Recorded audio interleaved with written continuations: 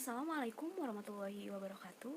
Sebelumnya saya mengucapkan terima kasih banyak kepada Ibu Susaptri Udiani selaku dosen pengampu mata kuliah Termodinamika Metalurgi. Izin memperkenalkan diri, nama saya Agsal Fauzia Hakim dengan NPM 33341900097 dan rekan saya yang bernama. Perkenalkan, nama saya Azeb Rahmat Harisabto dengan NPM 33341900003 dan saya dari kelompok 21. Dengan outline yang kami bawakan yaitu yang pertama ada pendahuluan, yang selanjutnya ada proses electrorefining, yang selanjutnya ada aspek termodinamika, selanjutnya ada industri dan aplikasi, dan yang terakhir ada kesimpulan. Berikut adalah penjelasannya. Tembaga adalah suatu unsur kimia dalam tabel periodik yang memiliki lambang Cu dan nomor atom 29, titik lebur 1085 derajat Celcius, titik didih 2562 derajat Celcius, kepadatannya 8,96 gram per cm kubik. Tembaga adalah salah satu logam yang sangat penting dan berperan besar dalam sejarah manusia dan termasuk logam yang pertama kali ditambang. Tembaga sudah digunakan sejak 10.000 tahun yang lalu. Sebuah kalung tembaga yang ditemukan di Irak diperkirakan dibuat pada masa 9.500 sebelum Masehi. Tembaga merupakan konduktor panas dan listrik yang baik. Selain itu, unsur ini memiliki korosi yang relatif cepat. Tembaga murni sifatnya halus dan lunak dengan permukaan berwarna jingga kemerahan. Tembaga dapat ditemukan baik sebagai tembaga asli atau sebagai bagian dari mineral, tetapi mudah didapat dari mineral. Tembaga sangat langka dan jarang sekali diperoleh dalam bentuk murni. Tembaga asli disebut polikristal. Nah, ada banyak contoh tembaga yang mengandung mineral, misalnya kalkopirit dan kalkosit, tembaga sulfida, azurit, dan perunggu. Khusus untuk tembaga, total produksinya di Indonesia mencapai angka 10,4% dari total produksi tambang yang ada di dunia. Angka ini membawa Indonesia sebagai negara dengan produksi tembaga terbesar kedua di dunia. Sedangkan jika dilihat dari cadangan tembaganya, Indonesia mendapat peringkat ke-7 dengan cadangan sebesar 4,1%.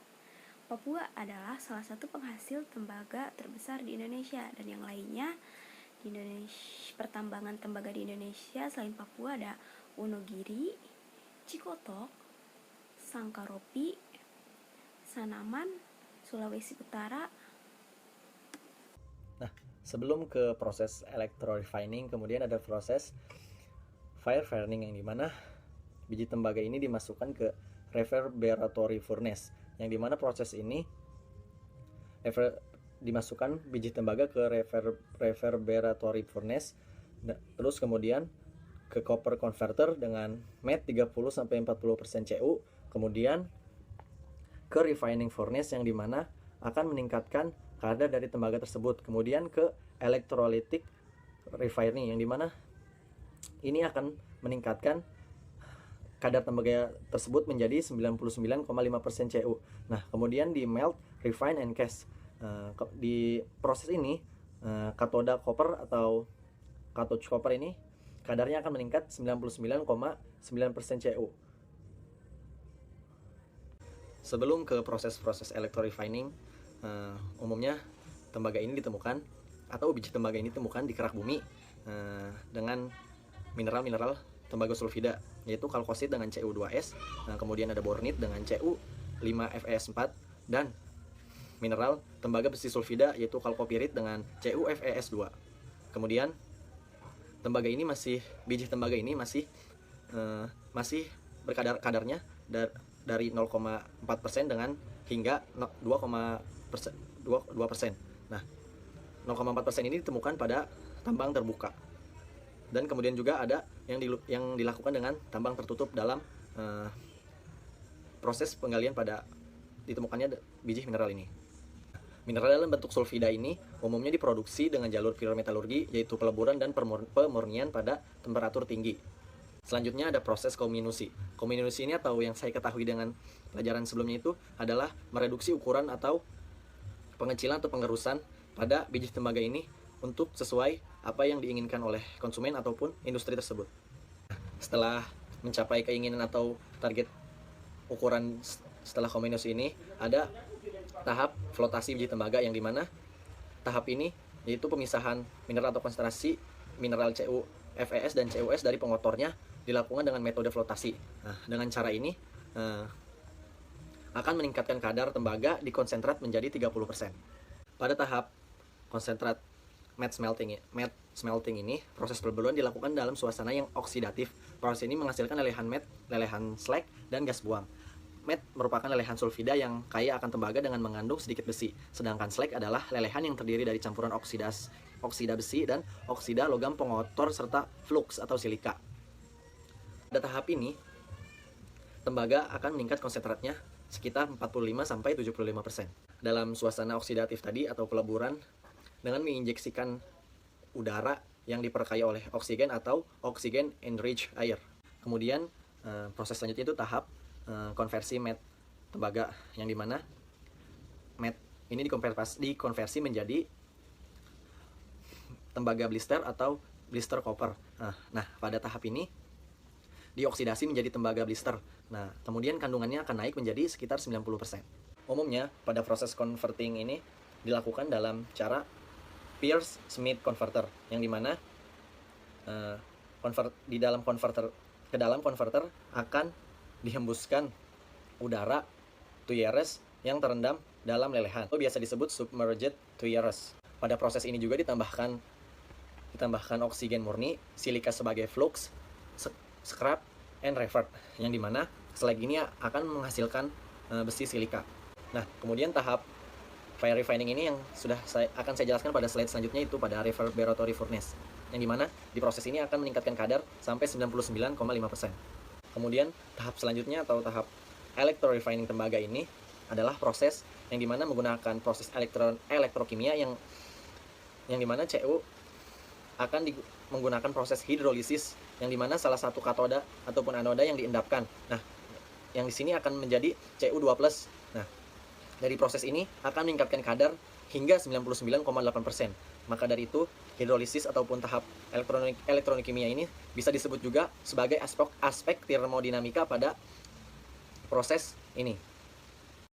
Berikut adalah diagram Forbex dari Cu atau tembaga. Saya akan menunjukkan bagian-bagiannya. Yang pertama ada daerah imun, yaitu Cu yang berbentuk solid, berada di paling bawah. Dia daerah aman yang tidak akan terkorosi secara alamiah. Kondisi ini berada pada potensial di bawah 0,4. Selanjutnya ada daerah pasif, yaitu Cu2O, yaitu daerah yang tidak terkorosi tetapi disebabkan oleh lapisan tipis, yaitu oksida. Dan terakhir ada daerah korosi, yaitu Cu2+. Daerah ini adalah daerah korosi, maka dari itu diperlukan proteksi baik secara katodik maupun anodik. Kondisi ini terjadi pada pH di bawah 4. Aspek termodinamikanya dapat dicari dengan persamaan Nernst. Dalam elektrokimia, persamaan Nernst adalah suatu persamaan yang menghubungkan potensial reduksi dari suatu reaksi elektrokimia, baik setengah sel atau sel penuh, dengan potensial elektrode standar suhu dan aktivitas dari spesies kimia yang mengalami reduksi dan oksidasi. Persamaan ini merupakan persamaan yang paling penting di bidang elektrokimia. Persamaan ini dinamai dari Walther Nernst, yaitu seorang kimiawan fisik asal Jerman sekaligus perumus persamaan ini. Persamaan Nernst diturunkan dari persamaan energi bebas Gibbs standar yang terkait dengan perubahan elektrokimia, di mana E adalah potensial sel, E0 sel adalah potensial sel standar, A adalah koefisien aktivasi, R adalah ketetapan gas ideal, T adalah temperatur, N adalah jumlah elektron, dan F adalah konstanta Faraday. Pada kali ini yang berkaitan dengan Cu atau tembaga, maka rumus atau persamaannya adalah E sama dengan N0 sel atau potensial sel standar plus RT per NF lambda koefisien aktivasi Cu impure per koefisien aktivasi Cu pure. Industri yang memproduksi tembaga ini adalah PT Smelting, yang dimana produk utamanya adalah tembaga. Kemudian berkapasitas 300.000 ton sampai dengan 1 juta ton per tahun. Kemudian produk sampingannya itu asam sulfat, terak tembaga, gipsum, dan sim anoda.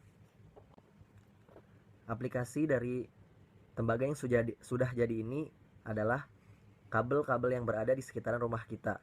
Kemudian ada paduan dari 80% tembaga dan 20% seng itu akan menjadi kuningan, yang dimana kuningan ini ada pada perhiasan-perhiasan ataupun ornamen-ornamen yang kita temui.